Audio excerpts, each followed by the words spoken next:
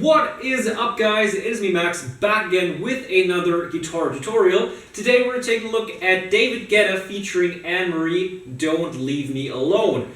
And I'm doing my best here, or trying to do my best, not to look like a sweaty douchebag.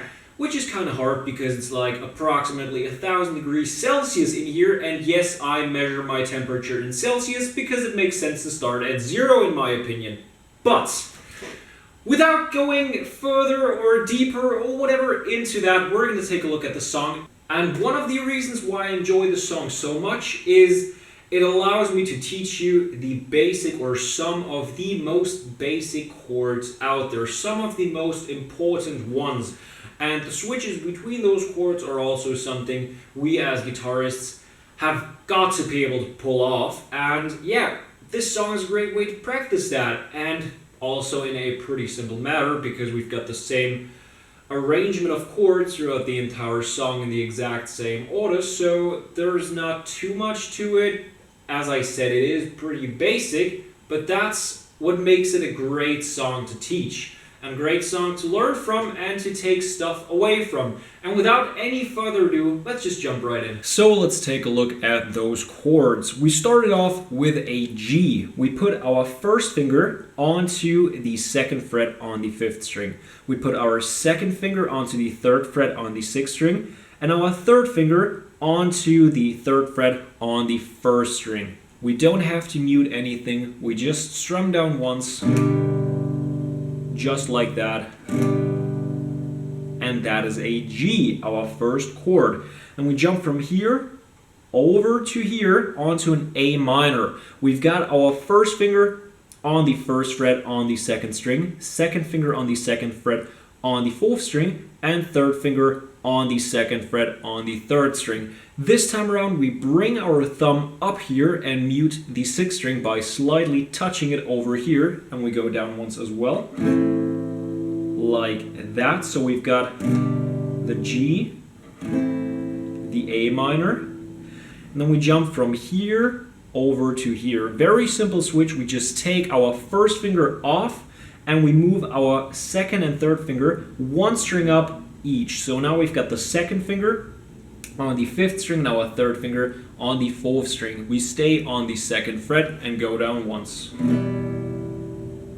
And basically that is like half of the entire song. We go G, A minor, E minor.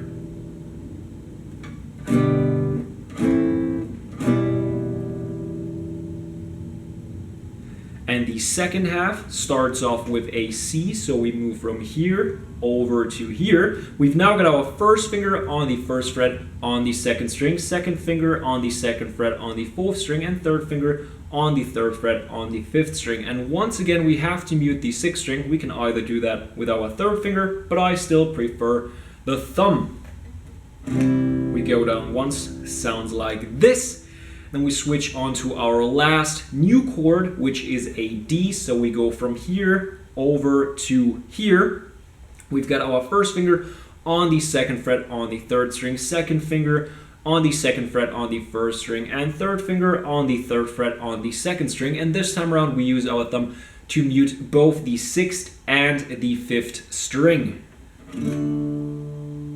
Like that. And then we jump back onto that E minor. So we go G, A minor, E minor, C, D, E minor.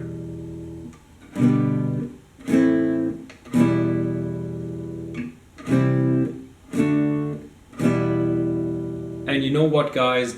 That is basically the entire verse and everything except for the chorus and pre-chorus. Because in there we obviously go down and up once on each chord. I could have done more of a build-up towards me teaching you guys the chorus, but you know, there's actually not too much to it. The rhythm is super simple because, as I just said, we just go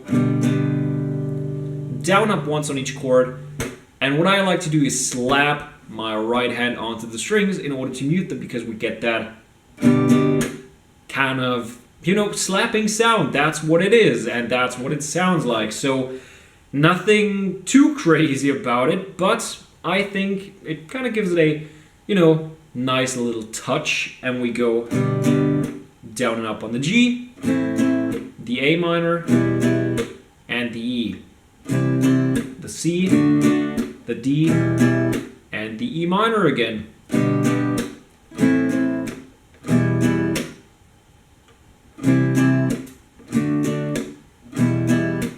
And you know what, guys? That is actually the entire song. You know what, guys? It kind of sucks not to be able to see yourself in like the little screen of the camera because my digital camera isn't that fancy. So I'm still not able to tell whether or not I look like that sweaty douchebag addressed in the intro.